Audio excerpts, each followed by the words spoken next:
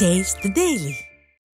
காவிரி வைகை குண்டலாறு இணைப்பு தொடர்பான விவகாரத்தில் தமிழ்நாட்டின் திட்டத்திற்கு கண்டிப்பாக தடை விதிக்க முடியாது என்று உச்சநீதிமன்றம் உத்தரவு பிறப்பித்துள்ளது.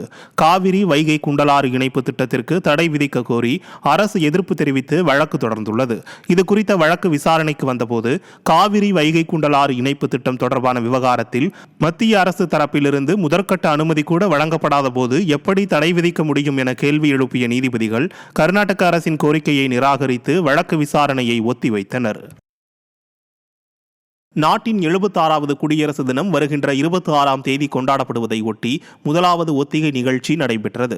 குடியரசு தின விழா நிகழ்ச்சிகள் சென்னை மெரினா கடற்கரை காமராஜர் சாலையில் உள்ள உழைப்பாளர் சிலை அருகே நடைபெற உள்ளது. இதற்காக 20, 22, 24ஆம் தேதிகளில் ஒத்திகை நிகழ்ச்சிகள் நடத்தப்படுகின்றன. இதையொட்டி அந்த 3 நாட்களிலும் வரும் 26ஆம் தேதியும் போக்குவரத்து மாற்றம் செய்யப்பட உள்ளது.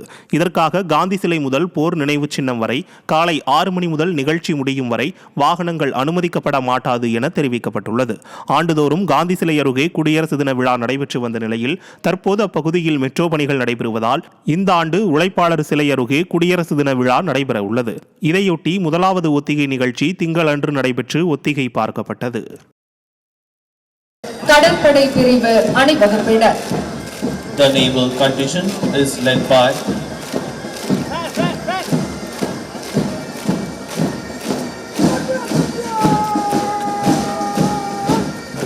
ராணுவ கூட்டுக்குழல் முரசை பிரிவின் கம்பீரமான அணிவகுப்பு.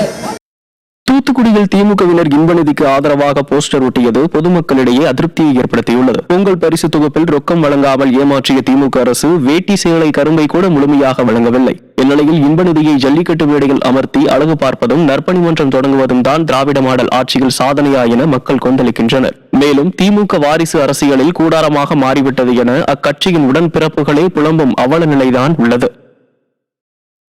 கேரளாவில் காதலனுக்கு கஷாயத்தில் விஷம் வைத்துக் கொன்ற வழக்கில் காதலிக்கு தூக்கு தண்டனை விதித்து கேரள நீதிமன்றம் அதிரடி தீர்ப்பளித்தது. கடந்த 2022ஆம் ஆண்டு ஷாரோன் என்பவர் கொலை செய்யப்பட்ட வழக்கில் அவரது காதலி கரிஷ்மாவிற்கு தூக்கு தண்டனையும் உடந்தையாக இருந்த அவரது தாய்மாமா நிர்மல்குமாருக்கு 3 ஆண்டு சிறை தண்டனையும் விதித்து நெய்யாற்றங்கரை கூடுதல் அமர்வு நீதிமன்றம் தீர்ப்பளித்தது. கரிஷ்மாவின் இளம் வயதை கருத்தில் கொண்டு குறைந்தபட்சம் தண்டனை வழங்க வேண்டும் என அவரது தரப்பு வாதிடப்பட்டது. இது திட்டமிட்ட படுகொலை என்பதால் கொலையாளியின் வயது நீதிமன்றத்திற்கு பொருட்டு அல்ல என நீதிமன்றம் திட்டவட்டமாக தெரிவித்தது. மேலும் கரிஷ்மா காதலனை மட்டும் கொலை செய்யவில்லை, காதலின் உணர்வுகளையும் கொலை செய்துள்ளார் என நீதிபதி கருத்து தெரிவித்துள்ளார். கேரளாவையே உலுக்கிய வழக்கில் வழங்கப்பட்ட இந்த தீர்ப்பு பெரும் பரபரப்பை ஏற்படுத்தியுள்ளது.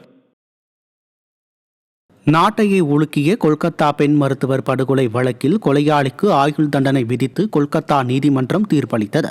கடந்த 2024ஆம் ஆண்டு ஆகஸ்ட் 9ஆம் தேதி தனியார் மருத்துவக் கல்லூரி மருத்துவமனையில் முதுநிலை பெண் பயிற்சி மருத்துவர் பாலியல் வன்கொடுமை செய்து கொடூரமாக கொல்லப்பட்டார்.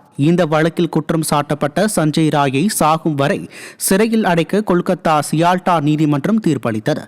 மேலும் 50,000 ரூபாய் அபராதம் விதித்தது. சிபிஐ தரப்பில் அரிதான வழக்கு என்பதால் அதிகபட்ச தண்டனையாக மரண தண்டனை வழங்க வேண்டும் என வாதிடப்பட்ட நிலையில் சாகும் வரை சிறை தண்டனை விதித்து தீர்ப்பளித்தது.